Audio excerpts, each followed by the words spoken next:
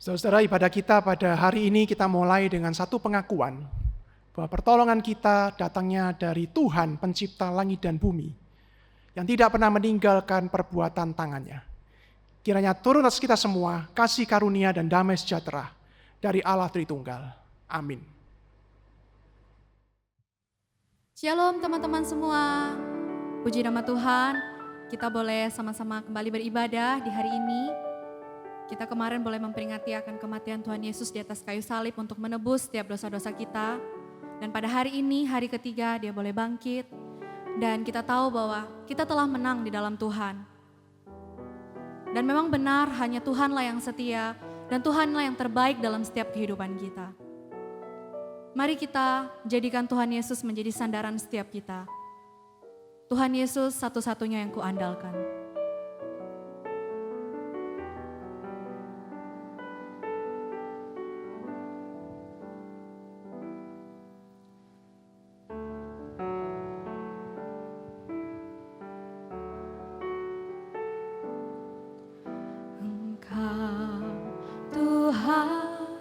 Yang setia, waktumu selalu yang terbaik.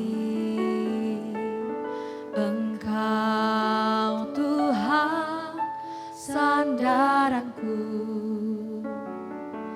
dan ku hanya kan berharap padamu, satu-satunya Tuhan. Satu-satunya yang ku andalkan,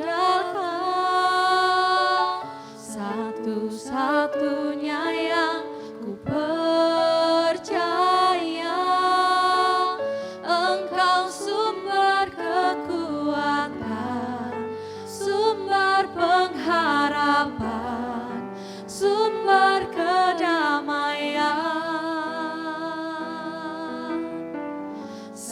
Satu-satunya yang ku andalkan, satu-satunya yang ku percaya.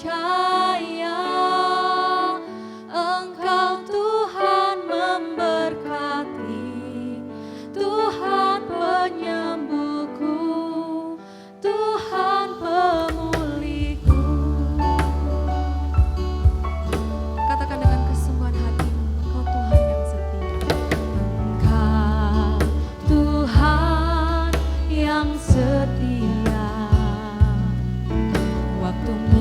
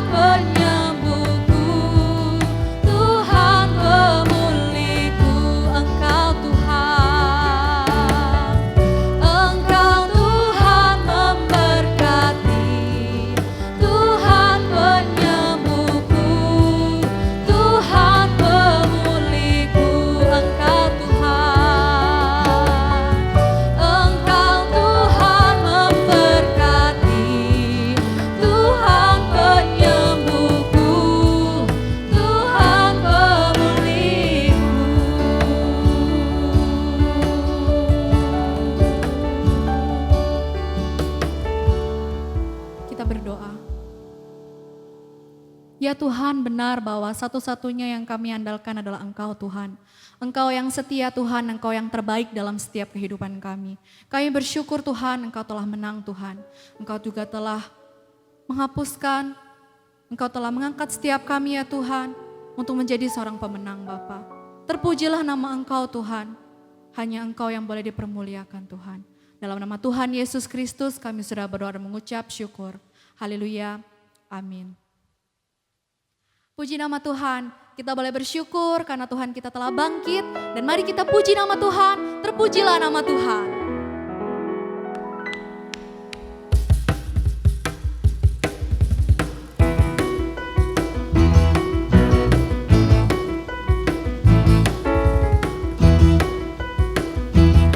Kita bersorak-sorai bagi nama Dia, terpujilah nama Tuhan.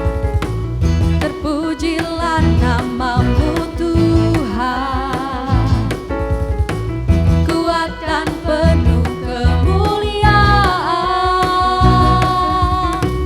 satu suara kami nyatakan, kebesaran-Mu tetap selamanya.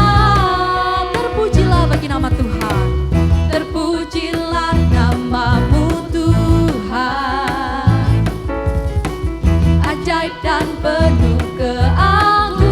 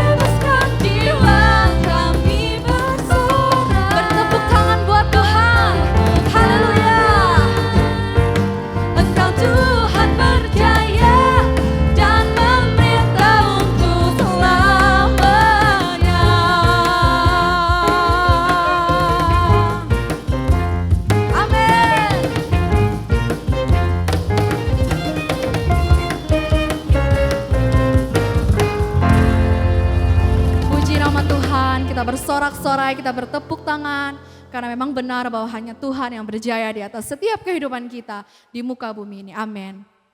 Dan tiba saatnya kita pada pagi hari ini, kita akan sama-sama menyerahkan setiap doa syafaat kita. Kita mau berdoa bagi bangsa kita mau berdoa bagi setiap perekonomian yang ada, setiap pandemik yang ada. Dan kita berdoa untuk setiap diri kita, biarlah Tuhan yang boleh pakai setiap kita. Anugerah yang terbesar dalam kehidupan setiap kami Tuhan, ketika kami boleh mengenal akan Engkau Tuhan. ketika kami boleh ada di tempat ini ya Tuhan, kami mengerti akan kasih setiamu Tuhan. Engkau rela mati Tuhan bagi setiap kami ya Tuhan. Engkau dicambuk, Engkau dipaku Tuhan. Engkau lakukan itu karena kami Tuhan. Kasih-Mu tiada bertepi Tuhan. Hati-Mu tak terselami Tuhan.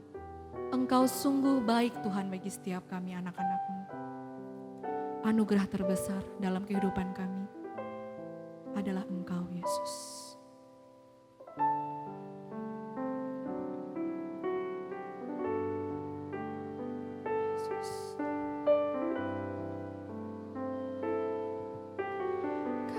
Kasih-Mu tiada bertepi, hati-Mu tak terselami. Betapa baiknya Engkau, ku bersyukur padamu.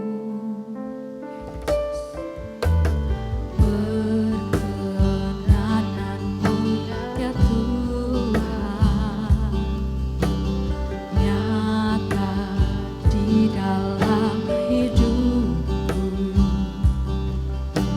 Sungguh Kau yang termulia, jiwaku pun menyembah. Ku angkat hatiku, tinggikan namamu, karena Yesus Kau anugerah terbesar. Ku naikkan syukurku untuk kemurahan-Mu, hanya Yesus Kau anugerah terbesar.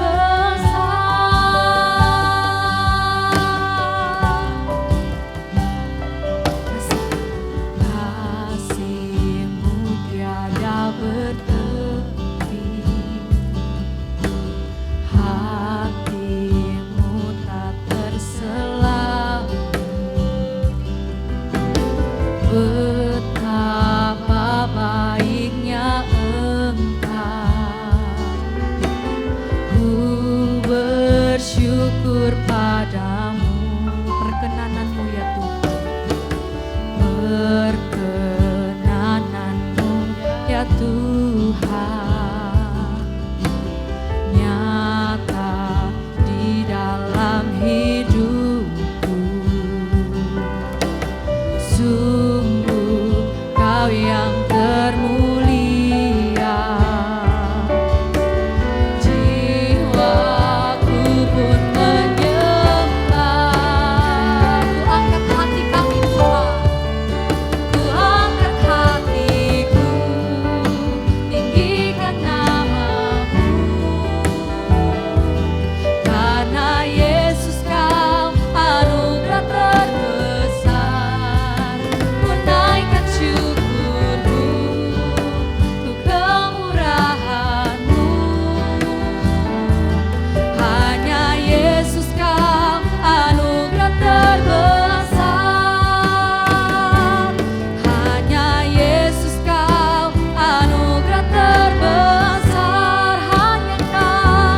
Hanya Yesus Kau anugerah terbesar.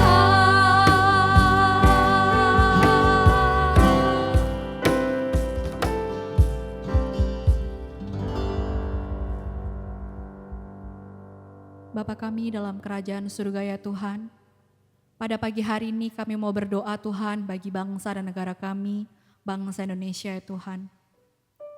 Bapak kiranya Engkau yang boleh memberikan hikmat dan bijaksana-Mu Tuhan kepada Bapak Presiden, Bapak Jokowi Tuhan, beserta wakilnya, beserta setiap menteri-menteri yang ada Tuhan. Sungguh Tuhan Engkau yang berikan mereka hikmat bijaksana-Mu ya Bapa, boleh memimpin bangsa kami dengan baik Tuhan. Setiap permasalahan-permasalahan yang ada Tuhan, kiranya Engkau Tuhan yang berikan setiap mereka jalan keluar Tuhan. Biarlah apapun setiap rencana, program-program yang akan mereka susun dan mereka akan lakukan, biarlah boleh memajukan bangsa kami ya Tuhan. Bapa, kami berdoa untuk bangsa kami di tengah-tengah kondisi yang sulit ini Tuhan. Banyaknya virus-virus Tuhan yang boleh meresahkan setiap kami ya Bapa.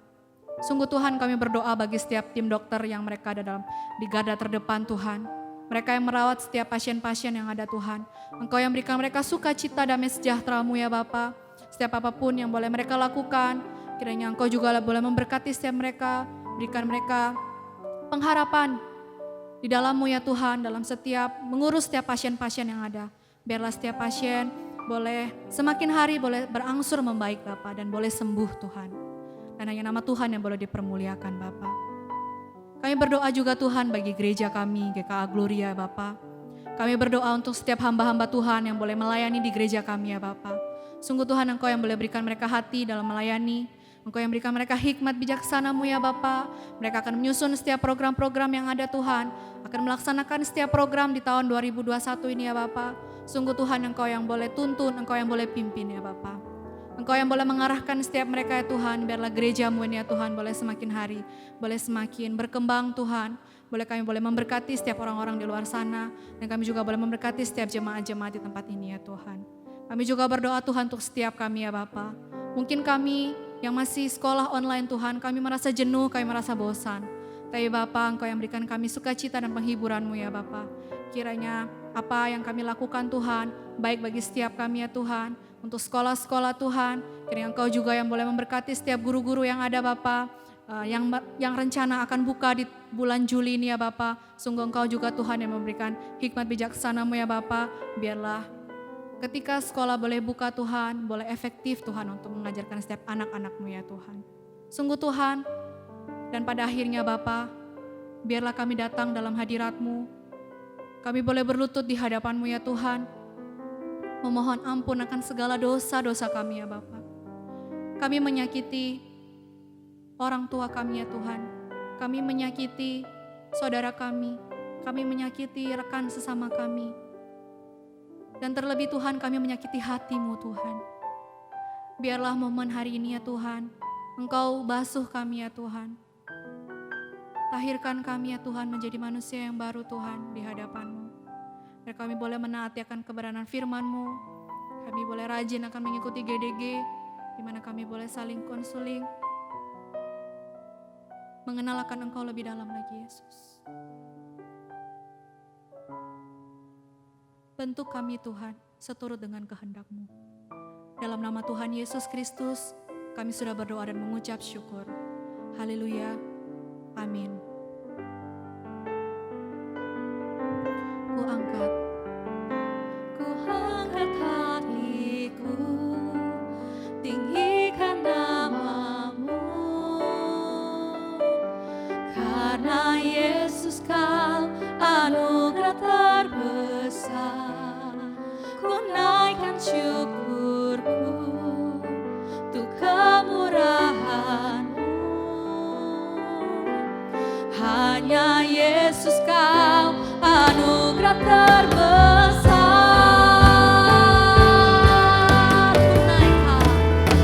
Ku angkat hatiku, tinggikan nama-Mu, Yesus. Karena Yesus Kau anugerah terbesar. Ku naikkan syukurku untuk kemurahan-Mu.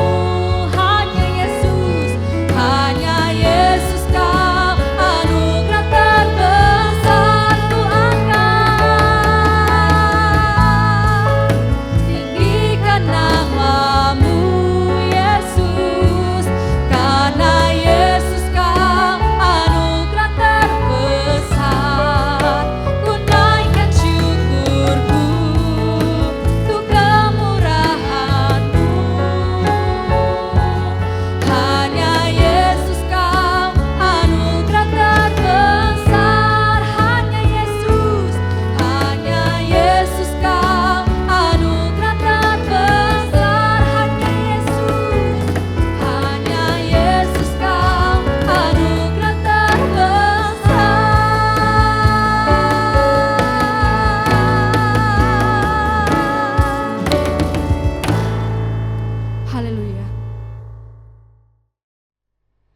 Shalom saudara-saudara, mari kita berdoa sebelum kita akan belajar dan merenungkan kebenaran firman Tuhan. Mari kita berdoa. Tuhan, kami bersyukur untuk hari ini ya Tuhan, kami boleh beribadah walaupun masih secara online, dan kami juga boleh mendapat kesempatan untuk boleh merayakan Paskah. Kami bersyukur kepada Tuhan yang memberikan kekuatan kepada kami semua. Dan kami juga memohon saat ini pertolongan-Mu supaya kami bisa memahami dan mengerti akan firman Tuhan, dan kami juga bisa belajar Tuhan untuk mengaitkannya dengan kehidupan kami pribadi lepas pribadi, dan kami juga bisa ditolong oleh Tuhan untuk kami bisa menghidupi firman-Mu dalam kehidupan kami. Pimpin kami semua, tolong juga hamba-Mu yang terbatas ini, di dalam nama Tuhan Yesus kami berdoa. Amin. Jadi saudara, di Minggu Paskah ini, tema yang diberikan kepada saya itu adalah His Resurrection for Me, ya. Kebangkitan Tuhan Yesus untuk aku. Jadi mari kita baca satu bagian firman Tuhan, saudara, dari Injil Yohanes pasal yang ke-11. Injil Yohanes pasal yang ke-11, ayat yang ke-25 sampai yang ke-26. Yohanes 11 ayat yang ke-25 sampai yang ke-26. Demikian bunyi firman Tuhan. Jawab Yesus, "Akulah kebangkitan dan hidup. Barang siapa percaya kepadaku, ia akan hidup, walaupun ia sudah mati. Dan setiap orang yang hidup dan yang percaya kepadaku, tidak akan mati selama-lamanya. Percayakah engkau akan hal ini?" Saudara, di awal ini saya pakai momen ini untuk mengucapkan kepada Anda semua, selamat Paskah, saudara-saudara ya. Saudara, apa itu artinya Paskah ya, ketika kita itu merayakannya dan kita itu mungkin saling mengucapkannya satu dengan yang lain. Nah, saudara-saudara, Paskah itu apa? Nah, saudara-saudara, tentunya kita bisa menjawab, saudara-saudara, bahwa Paskah itu adalah kita memperingati kebangkitan Tuhan Yesus, kebangkitan Tuhan kita, Yesus Kristus, yang telah bangkit, yang kemudian mengalahkan maut, yang telah mematahkan kutuk dosa di dalam kehidupan kita. Nah, saudara-saudara, kita tahu bahwa pada hari Jumat Agung yang lalu itu kita merayakan kematian Tuhan Yesus di atas kayu salib. Kematiannya yang menanggung murka Allah atas dosa yang seharusnya kita tanggung, tapi kemudian ditumpahkan dan ditanggung oleh Dia di atas kayu salib. Dan Tuhan Yesus mati untuk menanggung murka Allah atas dosa itu, menggantikan kita. Nah, saudara-saudara, tapi kalau Dia kemudian mati, menanggung murka Allah atas dosa, menggantikan kita, dan Dia tidak bangkit, saudara-saudara, maka Rasul Paulus mengatakan dalam 1 Korintus 15 itu, sia-sia semuanya. Karena Tuhan Yesus itu mati dan kalah. Karena Dia itu memang menanggung dosa, Dia menanggung murka Allah, Dia menanggung hukuman dosa. Tapi Dia mati, saudara. Dia tidak mengalahkannya. Tapi saudara, ketika kita merayakan kebangkitan Kristus, maka kita tahu, saudara, bahwa Dia bangkit. Dan Dia mengalahkan kuasa dosa. Dia mengalahkan kutuk dan hukuman dosa. Dia telah mematahkan perhambaan dosa di dalam kehidupan kita yang percaya kepadanya. Saudara-saudara, maka ketika kita membaca bagian firman Tuhan ini, satu proklamasi dari Tuhan Yesus yang mengatakan bahwa akulah, Dialah, Tuhan Yesus adalah kebangkitan dan hidup, saudara. Maka kita tahu bahwa Dia bukan saja membangkitkan Lazarus yang mati dan bangkit, saudara, tapi Dia sendiri adalah Tuhan yang juga bangkit bagi kita. Saudara, pertanyaannya kemudian adalah, what is that to me? Apa itu artinya kebangkitan Tuhan Yesus untuk aku? Kalau Dia bangkit, kalau Dia telah mengalahkan maut, Dia telah mematahkan kutuk dosa, Dia telah mengalahkan dan menghancurkan hukuman dosa, apa artinya itu sekarang untuk saya? Apa artinya untuk saya? Untuk kita, pribadi lepas pribadi. Nah, saudara, mungkin kita itu akan seperti Marta, saudara, yang berkata di dalam ayat yang ke-24 dari Yohanes 11 ini, saudara. Kita bisa berkata kemudian, ya Tuhan, aku yang percaya kepadamu. Aku tahu akan ada kebangkitan dari antara orang mati pada akhir zaman. Kami yang percaya kepadamu akan mendapatkan hidup kekal. Dan kami tahu kami ini akan mendapatkan itu.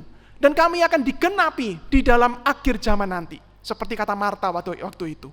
Saudara-saudara, tapi kemudian kita akan berkata, bukan? Lalu artinya buat saya sekarang, yang masih Tuhan kasih kehidupan itu apa artinya? Apa kita hanya harus menanti ketika kita akan mendapatkan itu di kehidupan kekal nanti, ataukah memang kita kemudian bisa menghidupi kebangkitan, karya kebangkitan Tuhan ini pada saat ini. Saudara, kita tidak perlu nanti di depan sana. Tapi saudara, karya kebangkitan Tuhan Yesus itu juga bisa kita hidupi dalam kehidupan kita pada saat ini, ketika kita sedang menjalani kehidupan iman kita di dalam dunia ini. Nah saudara, di dalam bagian firman Tuhan yang kita baca tadi, itu dikisahkan tentang seorang tokoh namanya Lazarus. Nah nampaknya Lazarus dan dua saudarinya, Maria dan Marta, itu adalah satu keluarga yang cukup dekat sama Tuhan Yesus, saudara. Sehingga dikatakan ketika Lazarus pada waktu itu sakit, dan sakitnya itu keras, saudara, sakit yang parah, karena bisa berujung kepada kematian, dan memang Lazarus akhirnya mati, saudara. Maka kemudian Tuhan Yesus itu mendapat kabar. Nah dia kemudian dikirimkan kabar, saudara, bahwa keluarga ini meminta dengan sangat supaya Tuhan Yesus segera datang dan menyembuhkan Lazarus dari penyakitnya yang keras ini. Nah saudara, tapi ketika kita membaca bagian firman Tuhan, Yohanes 11 ini kalau secara lengkap saudara, maka kita itu melihat bahwa ternyata Tuhan Yesus itu dengan sengaja menunggu 2 hari lagi, baru kemudian berangkat ke Betania, ke rumahnya Lazarus. Jadi Tuhan Yesus sengaja saudara, menunggu 2 hari. Ditambah dengan perjalanan, maka dikatakan ketika sampai di rumah Lazarus, ternyata Lazarus itu sudah mati, saudara, karena penyakitnya. Bahkan dia sudah dikubur 4 hari. Nah, saudara, kenapa Tuhan Yesus menunda untuk datang bersegera ke rumah Lazarus dan menunggu, bahkan sampai dia itu sudah mati 4 hari dalam kubur? Saudara, Tuhan Yesus mengatakan dalam Yohanes pasal yang ke-11 tadi, bahwa melalui peristiwa ini, Anak manusia itu akan dimuliakan. Dan melalui peristiwa ini, Tuhan ingin para murid itu makin percaya dalam kehidupan mereka kepada Dia. Dan saudara, tetapi ketika Tuhan Yesus datang dan bertemu dengan Maria dan Marta, saudara daripada Lazarus, yang sudah mati 4 hari itu saudara, ternyata kondisi yang terjadi itu membuat Maria dan Marta itu sudah putus asa, sudah putus harap. Bahkan gak berpikir lagi bahwa Lazarus itu bisa dibangkitkan, saudara. Mereka gak lagi berpikir akan kebangkitan, ataupun Lazarus akan bangkit pada saat itu. Karena mereka berkata, Tuhan sudah 4 hari dia dalam kubur. Mungkin mayatnya sudah mulai membusuk. Dan Maria dan Marta itu mengatakan kata-kata yang sama kepada Tuhan Yesus, saudara. Mereka mengatakan, Tuhan, seandainya engkau lebih cepat sedikit, saudaraku ini tidak akan mati. Baik Marta dan Maria mengatakan kalimat yang sama. Tuhan, kalau engkau bersegera cepat datang, gak terlambat seperti ini, saudaraku tidak akan mati. Kisahnya tentunya tidak akan seperti ini. Saudara, apa artinya saudara? Artinya adalah Maria dan Marta itu seperti ingin berkata, Tuhan, ini wis kasep, ini sudah kasep Tuhan, sudah terlambat. Kalau meminjam peribahasa itu nasi sudah menjadi bubur. Sudah gak bisa diapa-apain. All is gone. Semua sudah selesai. Semua sudah berakhir. Bahkan ketika Tuhan Yesus berkata, aku kebangkitan dan hidup. Percaya kamu? Marta itu berkata, aku percaya Tuhan, dia akan bangkit nanti pada akhir zaman. Dia bahkan gak berpikir saudara bahwa saudaranya bisa bangkit pada saat itu. Karena mereka sudah berpikir, semuanya sudah berakhir. Semuanya sudah kasep. Semuanya sudah kadung. Sudah gak bisa lagi diapa-apain. Situasi yang ada pada saat itu. Saudara, tapi kemudian Tuhan Yesus berkata, akulah kebangkitan dan hidup. Dan dia kemudian datang berdiri di depan kubur Lazarus. Memanggil Lazarus. Dan Lazarus yang sudah 4 hari dalam kubur itu. Yang menurut orang-orang itu, mayatnya mungkin sudah mulai membusuk. Dia bangkit dan dia keluar dari kubur. Orang-orang terkejut dan kaget. Tidak menyangka bahwa situasi yang mereka rasa sudah kadung, sudah terlambat itu diubah oleh Tuhan. Saudara, apa yang Tuhan Yesus ingin katakan kepada kita semua, saudara, melalui peristiwa ini? Saudara, Tuhan Yesus ingin mengatakan kepada kita dan ingin mengingatkan kita melalui peristiwa kebangkitan Lazarus ini, saudara. bahwa tidak ada situasi kehidupan kita yang tidak bisa Dia berkuasa di atasnya. Kita bisa berpikir bahwa situasi sudah selesai Tuhan, nggak bisa diapa-apain lagi. Kita bisa berpikir seperti Maria dan Marta, oh Tuhan seandainya kalau lebih cepat. Kalau lebih cepat, pasti ceritanya nggak akan seperti ini. Saudara, Tuhan Yesus mengatakan kepada kita semua, seperti yang tunjukkan kepada Maria dan Marta dan orang-orang pada saat itu. Tidak ada situasi yang terlambat di dalam karya kebangkitan Tuhan Yesus. Dia adalah Tuhan, Dia adalah kebangkitan dan hidup. Mereka yang percaya kepada Dia akan bangkit walaupun sudah mati. Saudara, tapi Anda bisa berkata kepada saya, bukan? Pak, iya, itu kan ceritanya Lazarus mati kemudian bangkit. Nah, kisah kehidupan kita itu kan gak seperti dia, Pak Alfred. Kisah kehidupan kita itu kan gak seperti dia. Ini Lazarus mati kemudian bangkit. Lalu what is that to me? Apa artinya ini buat saya? Ini kan kisahnya ada orang namanya Lazarus mati kemudian bangkit. Dan kami melihat kuasa kebangkitan Tuhan. Dia yang adalah kebangkitan dan hidup itu. Mengubah sesuatu pada waktu itu. Apa artinya ini buat saya? Yang hidupnya dan kisah kehidupannya berbeda dengan Lazarus pada waktu itu. Saudara, pertanyaan ini membuat saya berpikir dan kemudian mengajak Anda untuk melihat, saudara, bahwa ternyata arti hidup itu ternyata ada pengertian yang lain, saudara, yang mungkin bisa kita kaitkan dengan kehidupan kita pada saat ini. Saudara, bahwa ternyata ada arti hidup itu yang lebih dari sekedar hidup biologis. Lebih dari sekedar bahwa saya masih bisa bernafas, saya masih punya otak yang bisa bekerja, saya masih punya jantung yang masih bisa berdetak, saya masih punya tubuh, masih punya badan yang bisa bergerak. Saudara, ada arti hidup, arti tentang hidup itu yang lebih dari sekedar hidup dengan pengertian biologis seperti itu. Nah, saya kasih contoh saudara ya, supaya kita lebih jelas ya, apa maksudnya hidup yang lebih dari sekedar biologis. Saudara, saya pernah membaca sebuah cerita kisah tentang seorang anak muda yang tinggal di India, saudara. Nah, saudara, anak muda ini punya seorang ayah yang bekerja sebagai pegawai negeri. Jadi dia seorang yang bekerja ke negara. Sehingga saudara, anak ini dan keluarganya itu kadang-kadang memang harus berpindah-pindah rumah, bahkan berpindah kota.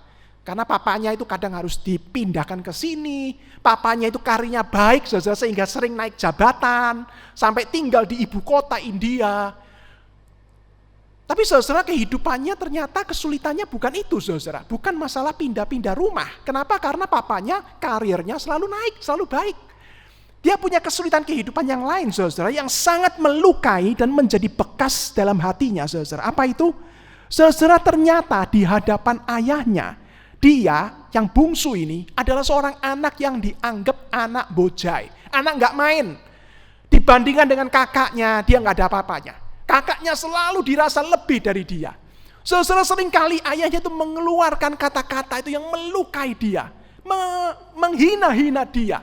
Kamu gak sepinter kakakmu, kamu mestinya bisa sekolah di sana, sekolah favorit tapi kamu gak bisa. Seandainya kamu lebih rajin sedikit dan sebagainya, itu kata-kata yang terus keluar melukai dia dari dia remaja, bahkan sampai dia kuliah, saudara. Dan benar saudara, ketika dia kuliah, dia tidak bisa masuk ke kampus favorit, yang dimana kakaknya dulu kuliah di sana. Dan itu sangat menyedihkan dia karena ayahnya kembali menghina dia. Kamu itu memang anak gak ada gunanya. Saudara, tapi dia cuma bisa diam dan gak berani melawan sebagai anak. Saudara, dia menemukan pelarian di tengah-tengah kegalauan dan kebingungan melihat hidupnya yang selalu merasa dihina-hina oleh ayahnya seperti itu. Pelariannya apa saudara? Dia suka main kriket. Kriket itu olahraganya India ya, mirip baseball tapi bukan seperti baseball. Nah, kriket. Anda kalau pernah lihat film $1 Million Arms ya, lengan jutaan dolar itu, nah itu olahraga kriket. Nah, saudara, dia suka main kriket sebagai pelarian dia dengan kebingungan, kegalauan, tuduhan-tuduhan, dakwaan-dakwaan dari papanya yang dia nggak bisa terima, yang dia menjadikan dia tuh down dan marah sekali. Saudara, dia suka main kriket, kadang-kadang dia pergi keluar diam-diam untuk main, kadang-kadang dia diam-diam nonton di lapangan. Dan karena dia suka, saudara, dan dia berlatih sungguh-sungguh sebagai pelarian diam, dia menemukan kebebasan, menemukan harga dirinya di sana, dia kemudian jago main kriket. Tapi saudara, papanya nggak suka. Sehingga kadang-kadang seringkali kalau pulang dari main kriket itu, kadang-kadang dia dipukuli, dia dihukum dan sebagainya. Sampai puncaknya saudara, ketika dia kuliah, dia itu kemudian kumpul dengan teman di kelas, ngobrol dulu sebelum kuliah, tiba-tiba temannya itu mengeluarkan satu istilah yang sering dia dengar, tapi pada saat itu tiba-tiba itu dia seriusi saudara. Apa itu? Bunuh diri.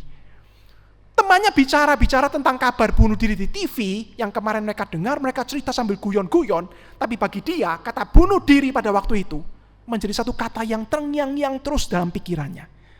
Dia pulang ke rumah, dia pikir-pikir di kamar, dia pikir-pikir di kelas, sampai dia pada satu kesimpulan. Aku ini kelihatannya terlalu merepotkan keluargaku. Aku ini kelihatannya terlalu merepotkan mama papaku. Aku ini bahkan gak ngerti hidupku ke depannya akan seperti apa. Karena orang-orang dan papaku sendiri berkata, hidupmu gak ada gunanya. Jadi kalau hidupku gak ada tujuannya, hanya merepotkan mereka. Mungkin benar ya. Aku mungkin berpikir untuk segera selesai saja dari dunia ini. Saudara-saudara, dia kemudian mulai berpikir gimana caranya dia bisa menyelesaikan hidupnya dengan membunuh dirinya. Saudara-saudara, ternyata dia itu dalam kuliahnya itu sering beraktivitas di laboratorium. Maka suatu ketika dia pulang dari lab, dia itu mencoba mengambil beberapa bahan-bahan kimia yang dia tahu saudara-saudara itu adalah racun sebenarnya. Jadi dia simpan diam-diam, dia bawa pulang, dan dia berkata, satu hari kalau rumah sepi, saya akan minum racun ini. Saudara, Anda bisa bayangkan anak muda seperti ini, saudara. Dan benar, beberapa hari kemudian, dia itu kemudian sengaja nggak berangkat ke kampus, menunggu rumahnya sepi semua. Tapi ketika dia kemudian mulai mencampurkan cairan-cairan beracun yang dia tahu bisa melukai dirinya itu, dia melihat, loh ada pembantu rumah tangganya lagi di dapur, nyiapin apa-apa. Maka dia nggak berani lakukan itu di kamar ataupun di ruang tamunya. Dia kemudian masuk kamar mandi, dia tumpahkan semua di sebuah gelas, dan dengan gemetar, dengan kebingungan, dia kemudian bertekad, aku akan segera minum, dan aku akan segera menyelesaikan hidupku. Hidup yang tidak punya arti dan tujuan ini. Saudara, dia minum, kemudian dia langsung berkata, tiba-tiba mulutku, badanku, dadaku semua seperti panas dan gak karu-karuan. Dia muntah-muntah, dia bingung saudara. Tapi kemudian di tengah-tengah kebingungan dan di tengah sisa tenaga itu saudara, dia buka pintu kamar mandinya, dia gedor-gedor dengan sekuat tenaga, dia teriak-teriak sebisanya. Walaupun tenggorokannya sudah seperti kebakar dengan semua cairan itu. Dan pembantu rumah tangganya kaget, loh anak tuanya lagi di kamar mandi berbusa-busa dan sebagainya. Langsung cepat-cepat dibawa ke rumah sakit, ditolong saudara. Dan dia mengatakan detik berikutnya ketika dia buka mata dan bangun, dia ada di ranjang rumah sakit. Selang infus itu ada di tangannya. Dan dia masih merasakan badannya begitu gak enak, lemah dan gak bisa ngapain, mau bicara pun susah. Saudara, dia dirawat 5 hari dan berhasil ditolong. Dia berhasil ditolong. 5 hari dia dirawat di rumah sakit. Ketika dia kemudian diperbolehkan pulang, dokter itu minta ketemu dia di ruang prakteknya. Pribadi satu dengan satu. Dokter kemudian ngomong sama dia, saudara, dengan serius. Anak muda, kami berhasil mengembalikan hidupmu. Kami berhasil membuat engkau hidup kembali. Tapi aku mau tanya sama kamu. Karena kami tidak bisa membuat engkau ingin hidup. Kami bisa buat engkau hidup kembali. Tapi kami nggak tahu bagaimana caranya membuat engkau ingin hidup. Kemudian dokter tanya satu hal, saudara. Kamu ingin hidup nggak? Kemudian dia tunduk, menulis resep, menulis laporan, dan kemudian mempersilahkan anak muda itu pulang. Saudara, kata-kata kamu ingin hidup nggak? Kamu ingin hidup nggak? Itu membuat dia menyadari, saudara. Dan mengingat bahwa ternyata di dalam 5 hari dirawat itu, dia pernah dikunjungi oleh satu misionaris. Temannya mengajak misionaris ini datang, dan misionaris itu, saudara, membacakan satu ayat dari Yohanes 14, ayat yang ke-19. Yang berkata demikian, Tuhan Yesus berkata dalam Yohanes 14 ayat yang ke-19, sebab aku hidup dan kamu pun akan hidup. Saudara, tiba-tiba ketika dokter itu berkata, kamu pingin hidup nggak anak muda? Saudara, kalimat firman Tuhan yang dia dengar beberapa hari lalu oleh seorang misionaris yang dia ajak temannya untuk pergi ke rumah sakit itu, mengunjungi dia, mendoakan dia itu, kembali terngiang-ngiang dalam pikirannya. Tuhan Yesus berkata dalam Yohanes 14 ayat 19, sebab aku hidup, maka kamu pun akan hidup. Saudara, dia berkata kemudian kepada Tuhan di rumahnya ketika pulang, Tuhan Yesus, aku mau hidup. Aku mau hidupku itu berarti. Aku mau hidupku nggak seperti ini lagi. Aku mau hidupku walaupun aku dikatakan sudah selesai, nggak bisa apa-apa lagi, nggak main, bocah dan sebagainya. Aku mau hidup Tuhan. Aku mau hidup. Dan Engkau yang bisa menolong aku untuk hidup berarti. Walaupun aku adalah orang yang seperti ini. Saudara, ada satu pengertian hidup itu yang lebih dari sekedar arti hidup secara biologis. Yaitu hidup yang seperti ini. Hidup yang berarti, hidup yang ada tujuan, hidup yang punya tujuan, hidup yang punya arti. Dan saudara, ketika Tuhan Yesus berkata, aku adalah kebangkitan dan hidup, mereka yang percaya kepada aku akan hidup walaupun dia sudah mati. Saudara, kita bisa berkata, Tuhan Yesus ingin berkata kepada kita, walaupun hidupmu yang kau jalani saat ini, nampaknya engkau berkata, Tuhan, sudah kasep, semuanya sudah selesai. Semuanya sudah terlambat. Hidupku sudah hancur. Hidupku sudah gak tahu lagi mau apa. Seperti anak muda itu, saudara. Hidupku gak tahu ke depan akan seperti apa. Hidup masa laluku begitu kacau. Keluargaku berantakan. Papa mamaku gak tahu mesti bagaimana lagi hidup bersama. Aku pun gak tahu mesti bagaimana lagi hidup ke depan. Saudara, ketika kita berkata seperti itu, Tuhan Yesus berkata, akulah kebangkitan dan hidup. Aku bangkit. Aku sudah mengalahkan kutuk dosa. Aku sudah mengalahkan maut. Tidak ada lagi situasi apapun yang di luar kuasa kebangkitan Tuhan Yesus. Saudara, apakah engkau merasakan situasi kehidupanmu itu sudah kasep? Apakah engkau merasa bahwa hidupmu saat ini itu gak tahu lagi mesti ngapain? Apakah engkau seperti Maria dan Marta yang berkata kepada Tuhan, Tuhan, seandainya 5 bulan setahun yang lalu, pasti ceritanya gak akan begini Tuhan. Tapi saudara, di minggu Paskah ini Tuhan Yesus berkata, tidak ada situasi apapun yang tidak ada di dalam kuasa kebangkitan Tuhan Yesus. Tuhan bisa merubahnya. Tuhan bisa memakainya. Seburuk apapun kita rasakan itu, saudara, untuk mendatangkan kemuliaan bagi Dia. Saudara, tapi Anda mungkin nggak berkata kepada saya, ya, Pak, mungkin hidup saya lebih parah dari itu, Pak. Bukan masalah keluarga yang kacau, bukan masalah kemudian kuliah yang sekedar berantakan, bukan masalah apa sesuatu yang saya rasa sudah kasep. Enggak, Pak. Tapi Pak, lebih parah dari itu. Apa itu? Saudara, mungkin kau berkata kepada saya seorang yang sedang bergumul dengan dosa dan kejahatan. Yang gak tahu lagi mesti ngapain. Dan karena dosa dan kejahatan itu yang sudah saya simpan berlama-lama, saya hidupi, saya gak bisa lari dari itu. Membuat latar belakang dan track record saya, Pak, itu sudah begitu hancur. Semua orang sudah tahu apa yang terjadi dengan hidup saya. Saya malu, saya gak ngerti mesti apa lagi. Dosa dalam hidup saya, kebiasaan-kebiasaan yang jahat dalam hidup saya sudah menghancurkan saya. Membuat saya malu dan gak bisa apa-apa lagi. Apakah kuasa kebangkitan Tuhan Yesus, Dia yang adalah kebangkitan dan hidup itu, sanggup untuk memakai dan menghidupkan saya kembali. Memakai hidup saya ini menjadi berarti di depan.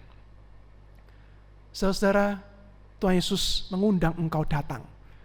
Dan Dia rindu untuk mengubah hidupmu, memakai hidupmu. Walaupun kau merasa hidupmu sudah begitu kotor dan hancur, Dia bisa memakainya untuk kemuliaan bagi namanya.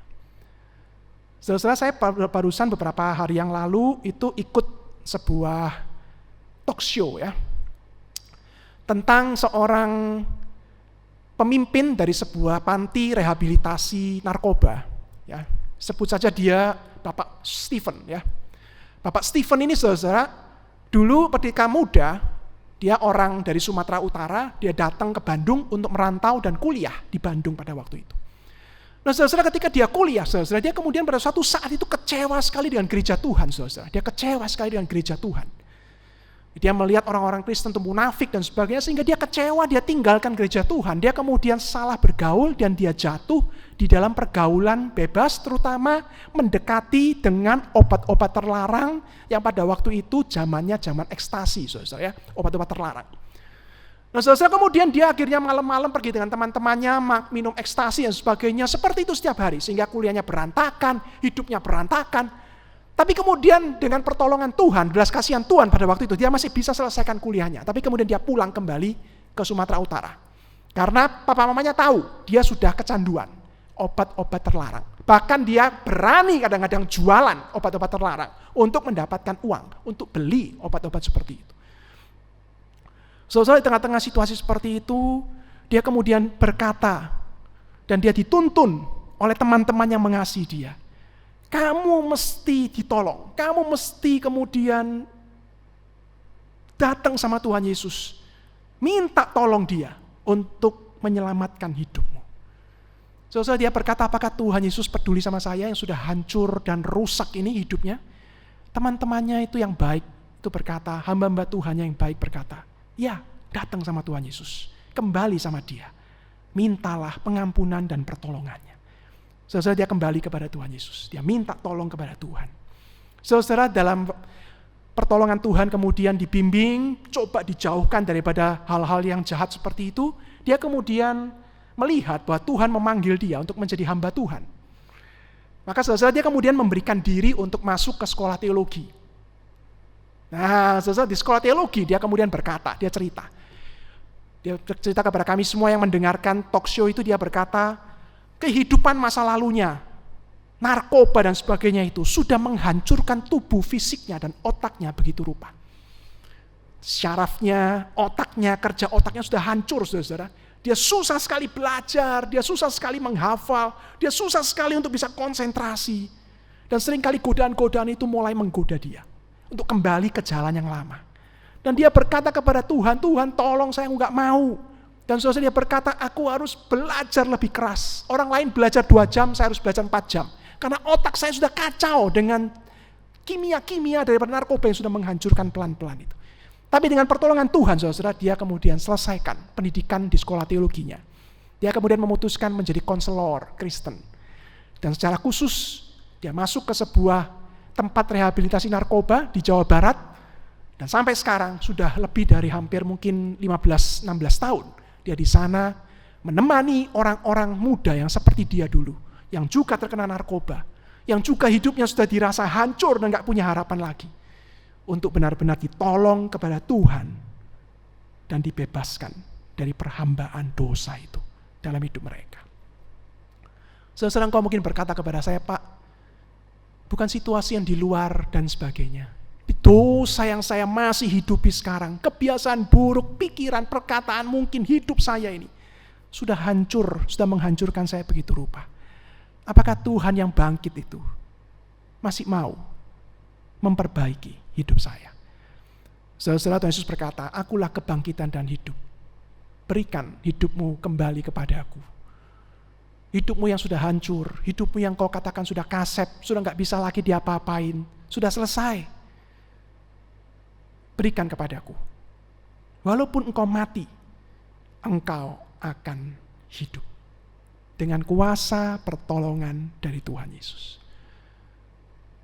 Saudara, pertanyaannya adalah, percayakah engkau akan hal ini? Maukah engkau datang kepada Tuhan Yesus dan memberikan hidupmu kembali kepada Dia? Engkau merasa semuanya sudah gone, sudah selesai, terlambat, kasep, seandainya Tuhan lebih cepat. Tuhan berkata tidak, saat ini juga. Maukah kau kembali dan berikan hidupmu, seberapa hancur pun itu, untuk dikembalikan dan dimuliakan, dituntun oleh Tuhan, untuk dipakai bagi kemuliaan nama Tuhan.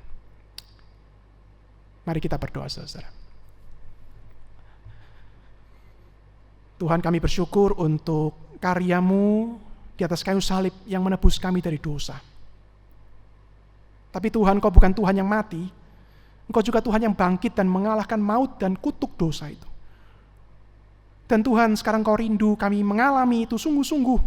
Bukan cuma memahami dengan pikiran pengertian kami, bukan cuma bisa mengucapkannya, tapi kami juga menghidupi dan mengalaminya. Karya kebangkitan Tuhan yang telah mengalahkan dosa dan mengalahkan maut itu. Maka Tuhan tolong kami.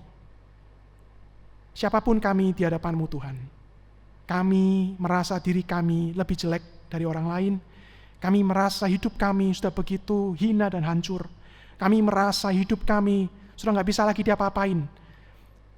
Tuhan, di hari Paskah ini Engkau mengingatkan kami untuk datang kembali kepada Tuhan. Karena Engkaulah kebangkitan dan hidup bagi kami. Engkau telah mengalahkan maut dan dosa. Tidak ada kuasa dosa dan apapun yang bisa mengalahkannya. Maka Tuhan tolong kami. Dengan rendah hati kami datang kepadamu, memohon pengampunan dan belas kasihan-Mu. Agar hidup kami yang hina dan hancur ini, Engkau boleh pulihkan. Dan Engkau boleh tuntun kami. Engkau boleh perbaiki dan pulihkan kami. Satu demi satu, langkah demi langkah. Walaupun lambat, tapi kiranya kami berikan hidup kami yang hancur dan lemah ini Tuhan, untuk boleh menjadi kemuliaan, alat kemuliaan di tangan Tuhan. Tuhan pimpinlah, Tuhan tuntunlah kami semua. Dalam nama Tuhan Yesus kami berdoa. Amin. Mari kita sama-sama bangkit berdiri, kita akan mengikrarkan pengakuan iman rasuli.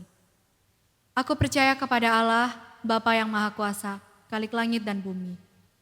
Dan kepada Yesus Kristus, Anaknya yang tunggal Tuhan kita, yang dikandung dari Roh Kudus, lahir dari anak darah Maria, yang menderita, sengsara, di bawah pemerintahan Pontius Pilatus, disalibkan, mati, dan dikuburkan. Turun dalam kerajaan maut. Pada hari yang ketiga, bangkit pula dari antara orang mati, naik ke surga, duduk di sebelah kanan Allah, Bapa yang Maha Kuasa. Dan dari sana Ia akan datang untuk menghakimi orang yang hidup dan yang mati. Aku percaya kepada Roh Kudus, gereja yang kudus dan am, persekutuan orang kudus, pengampunan dosa, kebangkitan tubuh, dan hidup yang kekal. Amin. Silakan duduk. Untuk meresponi firman Tuhan pada pagi hari ini, mari kita sama-sama angkat pujian bejanamu.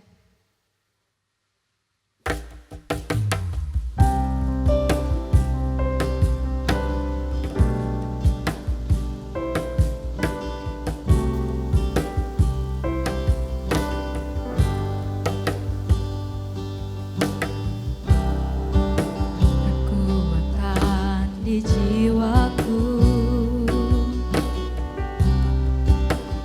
ketenangan batinku.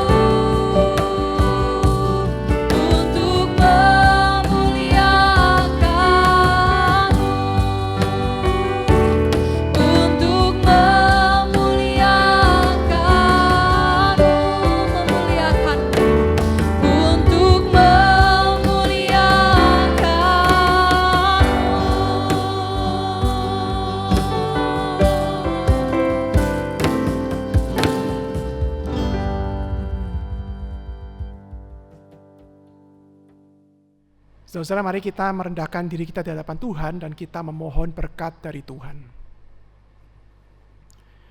Tuhan memberkati engkau dan melindungi engkau. Tuhan menyinari engkau dengan wajah-Nya dan memberi engkau kasih karunia. Tuhan menghadapkan wajah-Nya kepadamu dan memberi engkau damai sejahtera. Amin.